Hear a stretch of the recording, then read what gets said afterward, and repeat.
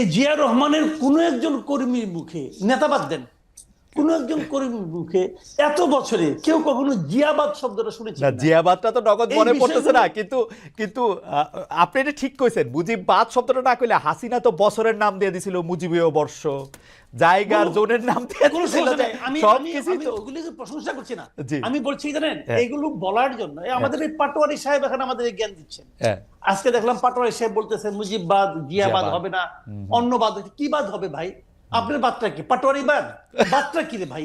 বুঝান না আপনি আমাকে জিনিসটা। বাদের কথাটা আসে করো, বাদ তো বাদ, বাদ তো সব বাদ। বাদই বাদ। না, উনি বাদ যেটা দিয়ে তো উনি আলোচনা যেটা করবো উনি না। যেটা বুঝাতে এই চেয়েছে বাদ কামাল আপনি ভাই, create কামাল ভাই, করেন। আমি যেটা হ্যাঁ, বুঝছি, জনাব বলেন। পাটোয়ারি যেটা বুঝাতে চেয়েছে, আপনি যে এখন উনাদেরকে সমালোচনা কইরা আপনার সমালোচনার ফসল বিএনপির ঘরে উঠতেছে, সেইটাতে আমরা এটা পছন্দ করতেছি না।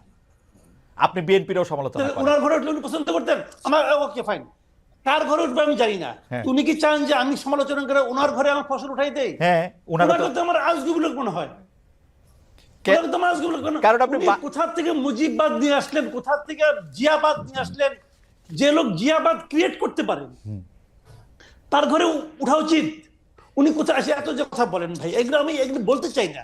সিম্পল মানে বিষয়গুলো হলো জানেন, এগুলো বলে আমরা সবসময় বলি একটা কথা, আমি বলি সবসময় যে ভাই আমরা একটা ঐক্যবদ্ধ জাতি চাই। আমি আগে বহুদিন ধরে একই কথা বলতেছি যে বিভক্ত জাতি কখনো অগ্রসর হতে পারে না। শেখ হাসিনা এই 17টা বছর ধরে এই এক আকাম করে গেছেন। জাতিকে উনি ভাগ করতে চেয়েছেন চেতনার নামে, মুক্তিযুদ্ধের নামে, উনার পিতার নামে দেশটাকে ভাগ করার চেষ্টা করছেন। জিয়াউর রহমানের মতো একজন সেক্টর কমান্ডারকে বলে কি উনি পাকিস্তানে চর ছিলেন। হ্যাঁ, হ্যাঁ, রাইট। আপনারা জামাতে ইসলামকে নিষিদ্ধ করতে চেয়েছেন, জামাতে ইসলামকে উনি দরজা পর্যন্ত, অফিস পর্যন্ত খুলতে দেন নাই। এগুলো তো করেছেন, কেন করেছেন? জাতিটাকে ভাগ করতে চেয়েছেন। ভাবছেন যে ডিভাইড এন্ড রুল, আমি অর্ধেককে ভাগ করে রাখবো, কিছু লোককে দৌড়ের উপর রাখবো, আর বাকিরা আমরা রুল করব। এখনো সেই একই প্রক্রিয়া আমরা দেখতে পাচ্ছি, জাতিকে ডিভাইড করা। মুজিববাদী একদল লোক, একদল জিয়াবাদী লোক, আরেকদল পাটোয়ারিবাদী লোক। ভাই হচ্ছে কি দেশে? তো হচ্ছে নাকি? আমরা তো না, কিন্তু কিন্তু কিন্তু কামাল ভাই, আপনি আপনি আপনি চান কি? আপনি চান কি জুলাই আগস্টের মতো এরকম একটা রক্তক্ষয়ী এরকম একটা জিনিসের পরে, 15 বছর পরে, শেখ হাসিনার এরকম জগদ্দল পাথরের মতো চাইপা থাকার পরে, একটা দেশ ক্ষমতায় থাকার পরে আমরা ওই বাইনারি দেখবো যে একবার ইলেকশন হবে বিএনপি জিতবে, আরেকবার ইলেকশন হবে বিএনপির বিরোধী যারা আছে তারা জিতবে, ওইটার মধ্যেই থাকবে। আমরা কোনো ধরনের কোনো পরিবর্তন, গুণগত মানগত কিচ্ছু পরিবর্তন আমরা চাইবো না, কিচ্ছু পরিবর্তন আমরা দেখবো না। না, আপনি আমাকে বলেন তো ভাই, নির্বাচন ছাড়া আপনি পরিবর্তনটা কেমনে করবেন? নির্বাচনটা পরিবর্তন করব এই যে ইউনূস সাহেবের মতো ভালো ভালো কেমনে উপদেষ্টা, করবেন? তারপরে যে ছাত্রদের মতো হ্যাঁ, কি ভালো ভালো হবে? লোকরা ক্ষমতায় থেকে থেকে গুণগত মান পরিবর্তন আনবে। তারা সৎ লোক, তারা সততা দিয়ে মানুষকে বুঝাবে। পলিটিক্যাল পার্টিদের তো আমরা দেখছি তারা খারাপ। তাহলে আপনি চাচ্ছেন অরাজনীতিকরণ, বিরাজনীতিকরণ। না, রাজনীতি হবে পরে, ওরা যখন তাহলে রাজনৈতিক আপনি দল কি বলছেন? করবে, ওরা যখন রাজনৈতিক দল করে আপনার আসবে তারপরে হবে রাজনীতি। আপনার কথা বটম লাইন দুইটাই, রাজনৈতিক দলগুলো সব খারাপ, রাজনৈতিক দল দরকার নাই, আমরা একটা অরাজনৈতিক দল আনবো, তারা কারো কাছে কোনো জবাবদিহি করবে না, ওদের যখন ইচ্ছা হবে ভ্যাট বাড়াই দিবে, যখন ইচ্ছা হবে বই দিবে, যখন বলবে যে বই কবে দিবেন বলতে পারবো না বই কবে দিব। আজকে আমরা দেখলাম যে বইয়ের ট্রাক ধরা পড়তেছে। কেন ট্রাক ধরা পড়তেছে? এর আগে শুনছি, কেন শুনি নাই? যদি বই আপনি ঠিক মতো দিতে পারেন তাহলে তো বইয়ের ট্রাক এনে বাংলা বাজারে এনে বিক্রি করার দরকার পড়ে না। শিক্ষা উপদেষ্টাকে জিজ্ঞাসা করে যে ভাই আপনি কবে বই দিবেন, ওকে আমি বলতে পারবো না কবে বই দিতে পারবো। যে দেশে শিক্ষা উপদেষ্টা বলে যে কবে নাগাদ বই যাবে উনি জানেন না, তারপরে উনি কেমন ব্যক্তিত্বের মানুষ, কেমন লজ্জাহীন মানুষ, তারপরে উনি শিক্ষা উপদেষ্টা থাকেন? আপনি আমাকে বলেন রে ভাই, এদেরকে আমার যোগ্য বলতে হবে? ভাই আপনি আমাকে শুনেন, উনাদেরকে আমি খুব ভালোবাসি, কোনো সন্দেহ না, আমি খুব ভালোবাসি। আপনার ভালোবাসাটা একটু একটু একটু একটু কঠিন আপনি ভালোবাসা। আমাকে বলেন, আপনি হ্যাঁ, আমি তার চেয়েও ভালোবাসি আমার সন্তানকে, নিজের সন্তানকে। না, আমার পুত্র প্রায়ই বলে যে বাবা গাড়ি চালানো শিখবো আমি, ওর তো গাড়ি চালানোর বয়স হয় নাই, অথবা বুড়া হয়ে গেছে, কিছু একটা হচ্ছে। এখন আমি একটা গাড়ি কিনলাম, বললাম যে যাক আমার ছেলে গাড়ি চালাতে চায়, খুব ভালোবাসি, বাবা তুই চালা। আমরা পরিবার নিয়ে বসলাম, কি লাভ হবে? ওই পোলা মরবে, আমরা পুরো সপরিবার মরবো, গাড়িও নষ্ট হবে। ঘটনা দেখেই হবে রে ভাই। অযোগ্য লোকের হাতে গুরুত্বপূর্ণ দায়িত্ব দিলে ঘটনা এরকমই হবে।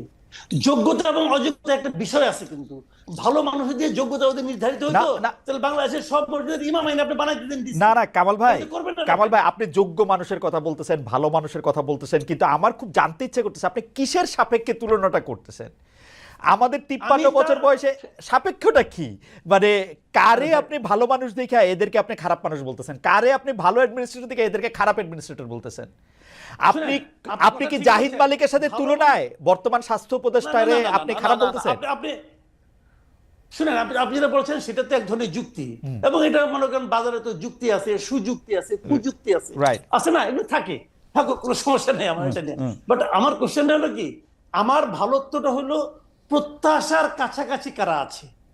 আমি কারোর সঙ্গে কম্পেয়ার করছি না রে ভাই। আমি বাংলাদেশের সঙ্গেও ওই আগে যেরকম সিঙ্গাপুরের সঙ্গে বাংলাদেশে কম্পেয়ার করে মানুষের মধ্যে এক ধরনের স্বপ্ন ঢুকানোর চেষ্টা হইতো, আমি সেই চেষ্টাও করছি না। আমি বলছি যে আমারও তো একটা প্রত্যাশা আছে, এবং আমার প্রত্যাশাটা তো অলৌকিক কোনো প্রত্যাশা না। আমি কিন্তু বলছি না কালকে সব ঠিক হয়ে যাবে। আমি কি প্রত্যাশা করেছিলাম বলেন? দ্রব্যমূল্য বাড়ে কেন?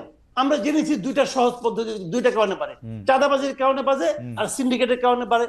আমরা মনে করেছি এই সরকারটা এসে এই চাঁদাবাজি বন্ধ করবে, সিন্ডিকেট। কিন্তু কামাল ভাই আপনি বলতেছেন চাঁদাবাজি বন্ধ করতে, কিন্তু আপনার পুলিশ কাজ করতেছে না, আইন শৃঙ্খলা বাহিনীর মধ্যে থেকে সেই আস্থার জায়গাটা নাই, সব জায়গার মধ্যে থেকে একটা সাংঘাতিক রকমের অন্যরকম একটা অবস্থা। তাহলে আপনি এগুলি ঠিক করে আপনি আমাকে বলেন, এরা যখন দায়িত্ব নিলেন, পুলিশ বাহিনী যে কাজ করছে না, পুলিশ বাহিনীর মধ্যে মনোবল বৃদ্ধি করতে হবে, এটা ওনারা জানতেন না? জানতেন তো? জানতেন। আচ্ছা, তারপরে ওনারা একজনকে স্বরাষ্ট্র উপদেষ্টা বানালেন, সাখাওয়াত সাহেবকে বানালেন। সাখাওয়াত সাহেব দেখলাম 2 দিন দৌড়াদৌড়ি করলো, সাখাওয়াত সাহেব 2 দিন পরে বাদ দিয়ে দিলেন, বাদ দিয়ে আরেকজনকে নিয়ে আসলেন, জেনারেল নিয়ে আসলেন। আগে ছিল ব্রিগেডিয়ার, এবার লেফটেন্যান্ট জেনারেল নিয়ে আসলেন। লেফটেন্যান্ট জেনারেল কি দায়িত্ব নিয়ে বুঝেন নাই? উনি কি চাকরি করতে আসছেন নাকি দায়িত্ব নিয়ে আসছেন? ওনার দায়িত্বটা কি? পুলিশ বাহিনীকে মনোবল ফিরে আনা। আপনি বলেন, মনোবল ফিরে আনার জন্য কি করছেটা কি? পোশাক প্রস্তাব নিয়ে আসছে। পোশাকগুলি দেখছেন পোশাকগুলি কি চেহারা ভাই? এটা কোনো পোশাক হইছে? আর এই পোশাক চেঞ্জ করে মনোবল বাড়াই দিবেন? পোশাক চেঞ্জ করলে মনোবল বাড়ায়? কিছু একটা তো শার্ট পরে আসছি, পাঞ্জাবি পরে আসছি, কিছু একটা তো করতে হবে, চেষ্টাটা তো আছে। কামাল ভাই আমি আবার আসতেছি আপনার কাছে, আপনার বক্তব্যের কিছু একটা তো করতে সবচেয়ে গুরুত্বপূর্ণ মনে করছেন পোশাক পরিবর্তন। পোশাক পরিবর্তন সবচেয়ে গুরুত্বপূর্ণ পয়েন্ট, যে কারণ পুলিশের মনোবল ফেরানোর জন্য পোশাক পরিবর্তন ছাড়া আর কিছু দেখে না। তাদেরকে আপনি যোগ্য বলবেন না? আর কিছু দেখে না কামাল ভাই, এটা কিন্তু একটু ঠিক হইলো না। তারা তার অন্য অনেক কিছু হয়তো দেখতেছে, আমরা জানি না। তারা তো পুলিশকে মানবিক পুলিশ হইতে বলতেছে, তারা তো পুলিশকে গিয়ে চাঁদাবাজি না করতে বলতেছে, পুলিশকে গিয়ে অকারণে গ্রেফতার না করতে বলতেছে, না করতে চেষ্টা করতেছে। আচ্ছা কামাল ভাই আসতেছে আপনার কাছে। যারা বাকের মজুমদার জিয়াবাদ এবং মুজিববাদ সম্পর্কে যদি একটু বলেন, এবং জিয়াবাদ এবং মুজিববাদের এই যে ধারণা আপনারা দিচ্ছেন, একটি বিভক্তের রাজনীতি আপনারা করতে চাচ্ছেন, এবং বিভক্তের রাজনীতি করে আপনারা কি অর্জন করতে চাইছেন সেটা একটু বলবেন কিনা? কেউ বলে থাকেন আপনারা বিশেষ কোনো রাজনৈতিক দল বা গোষ্ঠীর মানে পপুলিস্ট একটা জনমত নিয়ে তাদের পেটের মধ্যে ঢুকে গিয়ে শুধুমাত্র নিজেদের ক্ষমতায় থাকার সময়টাই বৃদ্ধি করতে চাইছেন। জনাব বাকের মজুমদার।